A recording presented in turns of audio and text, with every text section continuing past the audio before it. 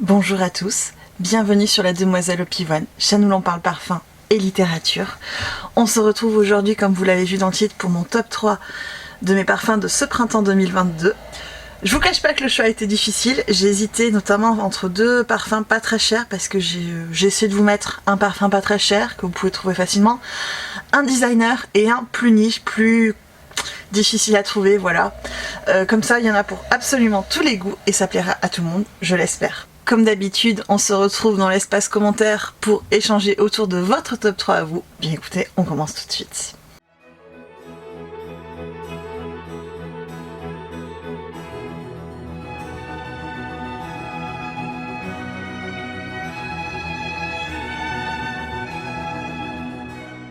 Vous le savez, je vous mets très souvent des parfums qui coûtent une blinde, vraiment. Je sais que ce n'est pas à la portée de toutes les bourses et c'est pour ça que cette fois-ci, en fait, j'ai voulu vraiment... Je tenais à vous mettre un parfum dit cheapy, un parfum pas très cher, facilement trouvable. J'ai hésité avec celui-ci que vous voyez juste là, donc mon cabotine de Grèce que j'adore, qui est un de mes parfums de printemps préférés, mais... il y en a un autre en fait que j'ai plus porté ces derniers temps et le but en fait des vidéos top 3 c'est vraiment de vous montrer ce que je porte en ce moment, d'être la plus honnête et la plus transparente possible. Et donc mon choix s'est porté sur un parfum que j'ai pas mal sorti ces derniers jours. Je crois ne vous avoir jamais montré. Faut avouer que le packaging n'est pas ce qu'il y a de plus reluisant, mais quand on voit le prix, on pardonne largement. Je crois d'ailleurs qu'il a été l'étiquette a un petit peu été modifiée depuis que moi j'avais acquis mon petit flacon. C'est un flacon de 30 ml qui coûte moins d'une dizaine d'euros de la marque Adopt. Donc moi je vous ai choisi ce petit parfum à la fleur d'oranger qui en fait est tout simplement une fleur d'oranger. C'est vraiment un parfum que je trouve très joli, très agréable, très rassurant. Je le porte aussi bien en journée qu'en parfum du soir. Je peux également le porter l'été, mais un petit peu moins quand même. Il a quelque chose avec la fleur d'oranger forcément de très rassurant. C'est vraiment une fleur d'oranger un petit peu sucrée, mais pas trop pâtisserie, mais un petit peu quand même, vous voyez. On est vraiment à la limite. Et en même temps très floral. Ça m'évoque vraiment l'eau de fleur d'oranger qu'on va mettre dans des pâtisseries orientales. J'aime énormément ce parfum. Je le porte très souvent. Honnêtement, je sais pas si vous allez voir, mais il en reste ici. Il va falloir que je me le rachète bientôt parce que c'est une petite pépite à très bas prix. Et franchement, je vous invite à le découvrir si vous ne le connaissez pas encore. Si vous aimez la fleur d'oranger, franchement, c'est un parfum que vous pouvez faire à l'aveugle. Après, encore une fois, on va pas être dans une grande créativité. C'est pas un parfum... très niche bien évidemment, c'est juste une petite eau de parfum qui a une tenue relativement honorable, je trouve en plus, et qui répond bien à ses promesses tout simplement. Donc voilà, pour les petites bourses, mais pas que, attention, je vous invite à le découvrir parce que franchement, moi je l'adore. Le deuxième parfum dont je vais vous parler aujourd'hui pour mes parfums de printemps, c'est vraiment le parfum que je sors quand il commence à faire un petit peu chaud mais pas trop.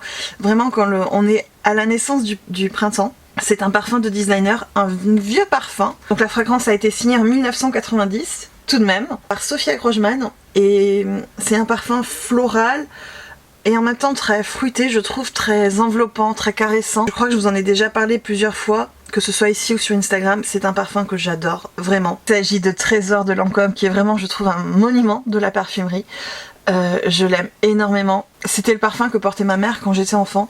Et pour moi, il a vraiment quelque chose de très rassurant et en même temps de très femme, de très féminin. C'est vraiment une rose très fraîche, très opulente, mais en même temps très douce, très caressante. Et qui est contrebalancé par un jus de pêche, j'ai envie de dire, très velouté. Je pense que c'est l'un des indispensables de ma collection. Si je devais en garder 10, ça serait très compliqué, mais je me pencherais très sérieusement sur son cas. Je n'aime pas forcément tout ce que fait Lancôme en ce moment. Je sais que c'est très sucré, facile. Ce Trésor de Lancôme, pour moi, c'est vraiment un vrai cocon de douceur. Un parfum que je trouve ensoleillé, avec une douceur vraiment inégalée. Je l'adore vraiment.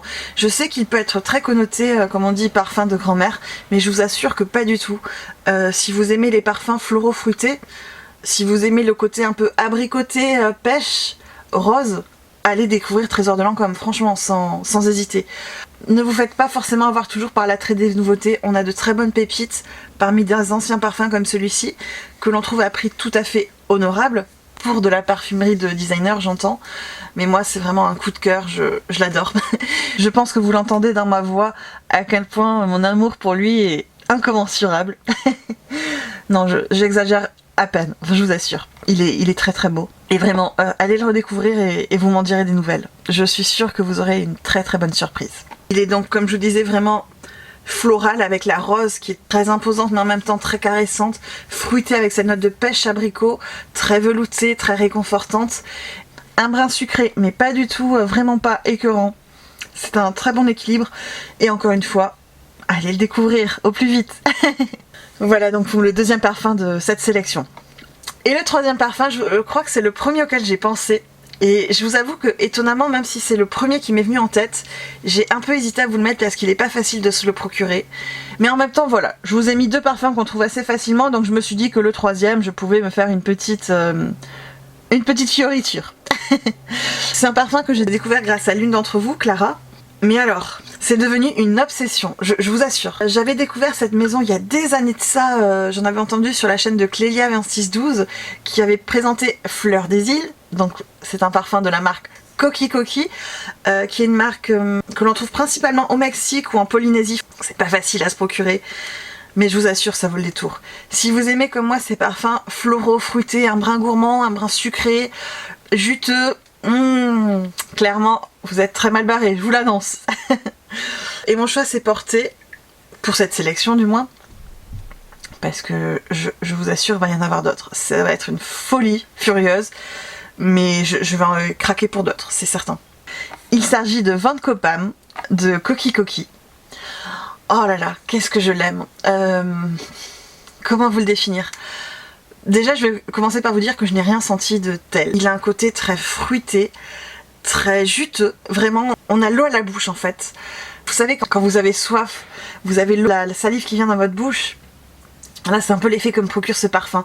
Tellement il est gourmand, juteux, il me met l'eau à la bouche, tout simplement. Sans pour autant être totalement overdosé en sucre. C'est sucré, je vais pas vous mentir, mais je trouve que c'est bien fait. Peut-être parce que je n'ai jamais rien senti de tel, c'est peut-être pour ça. C'est pas du sucre de l'éthylmaltol, vous voyez, comme dans La Vie est belle. Non, c'est vraiment le côté sucré du fruit. En l'occurrence ici, du pamplemousse en tête, qui est vraiment très, très présent, qui est en même temps relevé par de la noix de coco, très lactée, très laiteuse. Le tout repose sur un fond de vanille, un peu rond, un peu charnu.